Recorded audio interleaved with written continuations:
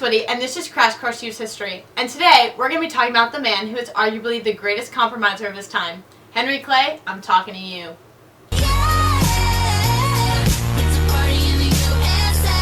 Clay is a resilient individual. Despite being denied the presidency 3 times, he just kept pushing through.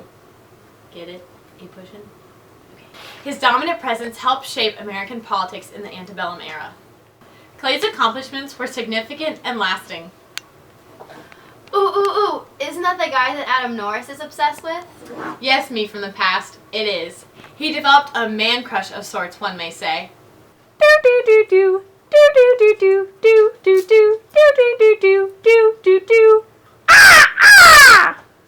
Henry Clay was born in Kentucky and lived a very full life from April 12, 1777 to June 29, 1852. He lived a whopping 75 years, compromising till the very end. He was married in 1799 to Lucretia Hart Clay, having multiple children. Henry Jr., James, John, Theodore, Henrietta, Anne, Eliza, Thomas, Laura, Susan, and Lucretia. Good Lord, they were busy. Clay attended College of William and Mary, studying law. His background in law helped propel him to his prospective political career. As an active war hawk prior to the War of 1812, his intention shifted to negotiation and peace by the end of the war. Clay was the leading figure in the Ghent peace negotiations. He became firmly committed to peace abroad and at home. Clay began a lifelong quest of conciliation, which is really just a big fancy word for talking it out peacefully. Oh, time for the mystery document already? Well, the rules here are simple. If I get it right, I get showered by deliciously delectable M&Ms. If I get it wrong, I have to do the Toby Bunny challenge. So, here it goes. Alright.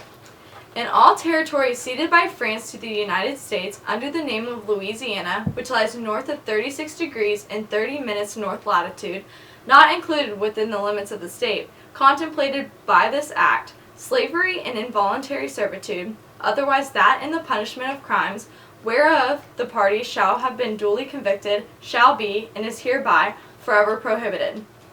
Okay, Henry Clay for sure. He talks about slavery, so Compromise of 1850. Aww. Marbury versus Madison. Judicial review.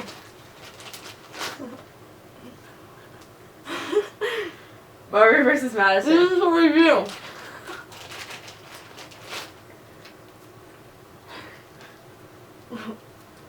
Marbury versus Madison. Judicial review.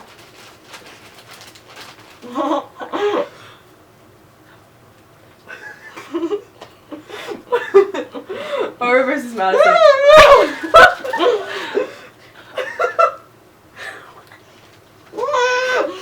Marbury versus Madison. This is still going. Freaking Henry Clay and all his compromises. Clay's list of lasting accomplishments was very impressive. His impact in politics didn't go unnoticed. He wasn't called the Great Compromiser for nothing. Most Americans agreed that Western expansion was vital to the health of the nation. Woo, manifest destiny! However, no one knew how to proceed with the issue of slavery in the West. Clay single-handedly managed to pull off the Missouri Compromise in 1820, somehow pushing back the issue of slavery and staving off a potential civil war. Well, for now. While he was a slaveholder, he disapproved of the system. He advocated gradual emancipation and supported the Back to Africa movement. A brief entry to the Missouri Compromise. So there was the issue of an even number of slave and free states. But then freaking Missouri had to come in and apply for statehood. So then people began talking and arguing and yelling. Lots of yelling. Just not a good time. Tensions began to rise because the balance between slave and free states was upset. Thankfully, Henry Clay decided to swoop in and save the day. The 2-part solution allowed Missouri admittance into the Union as a slave state, counterbalanced by the admission of Maine as a free state. Slavery was to be excluded from all new states in the Louisiana Purchase, north of Missouri's southern border. The compromise lasted for over 30 years, that is, until the Kansas-Nebraska Act, but that's an entirely different matter for another day. America was a fickle nation. The next issue to present itself was the so-called Tariff of Abominations, which raised the tariff on imported manufactured goods. This resulted in the nullification crisis. The tariff protected the North but harmed the South. When the South claimed it discriminatory and unconstitutional, the quarreling began again. Clay came back into the picture, soothing the upset with his tariff compromise of 1833. As a result, South Carolina withdrew its ordinance of nullification concerning the tariffs of 1828 and 1832, and the tariff rates were to be gradually reduced over the next decade. Clay was opposed to the Mexican-American War and annexation of Texas. However, that didn't stop it from happening. He feared sectional tensions between the North and the South would increase, which he was absolutely right about. His first son, Henry Clay Jr., was killed at the War of Buena Vista. The post-Mexican-American War sessions also posed difficulties for the quarreling nation. I mean, obviously there's going to be issues over all this new land. Sectional tensions again flared over the issue of new territories and how they would be admitted. Clay created an omnibus bill of sorts, pushing for several resolutions. He understood that the issues dividing the country went beyond lands acquired from the war with Mexico. Northerners were concerned about introducing slavery into the territories. Southerners wanted stricter fugitive slave laws. Clay addressed these and other issues in his omnibus bill. Under the provisions of his bill, California would be admitted as a free state. New Mexico and Utah would institute popular sovereignty.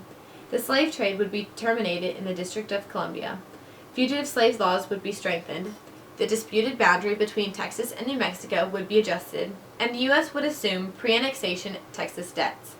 Whew, what a mouthful, and I'm winded just from talking about it. And that's exactly how the people felt towards this bill. Therefore, Clay was unsuccessful in his gigantic proposal. Stephen Douglas had more success, passing pieces of Clay's bill in increments, so as to alleviate the sheer magnitude of the bill as a whole. Clay's actions demonstrated a discernible pattern. He leaned towards moderation in dealing with sectional conflicts, appeasing both sides. Despite many of his goals being defeated, Clay still managed to significantly impact American politics. His main objective was to avoid a civil war, although sadly that didn't quite work out. His main priority of the national unity was clear when he said, "I've heard something said about allegiance to the South. I know no South, no North, no East, no West, to which I owe any allegiance." Even President Lincoln found inspiration in Clay during the Civil War, saying, "I recognize Clay's voice, speaking as it ever spoke, for the Union, the Constitution, and the freedom of mankind." And this just goes to show the huge impact he made. Now, let's shift gears to Clay's many gallant attempts to become president. So close, Henry Clay, so close. But he just shook it off, remarking to his critics and supporters, "Sir, I would rather be right than be president." The candidates in the election of 1824 included William H. Crawford, Andrew Jackson, John Quincy Adams, and our favorite, Henry Clay.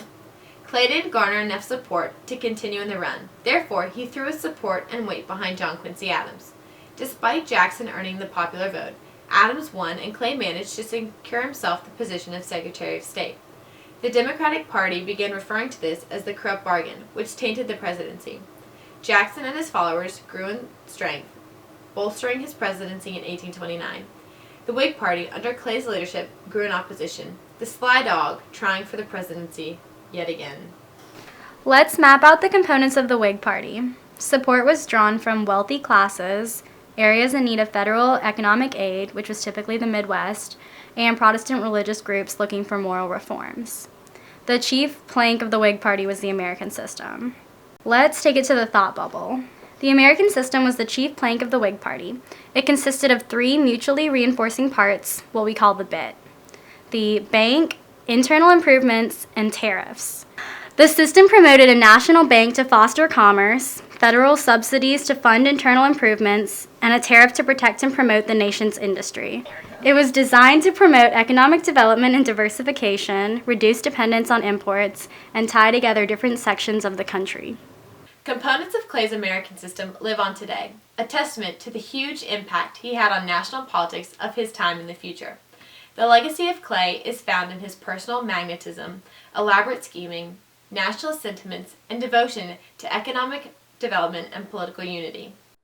Richard Russell saw the whole of Clay as even better than his individual characteristics, saying, "He doesn't have the best mind on the Democratic side of the Senate. He isn't the best orator. He isn't the best parliamentarian. But he's the best combination of all those qualities." The story of compromise he wove into American history allowed for his political and economic vision to be largely fulfilled. He intended for his commitment to America to extend into new generations. The Constitution of the United States was made not merely for the generation that then existed, but for prosperity unlimited, undefined, endless, and perpetual prosperity. Bless Henry Clay.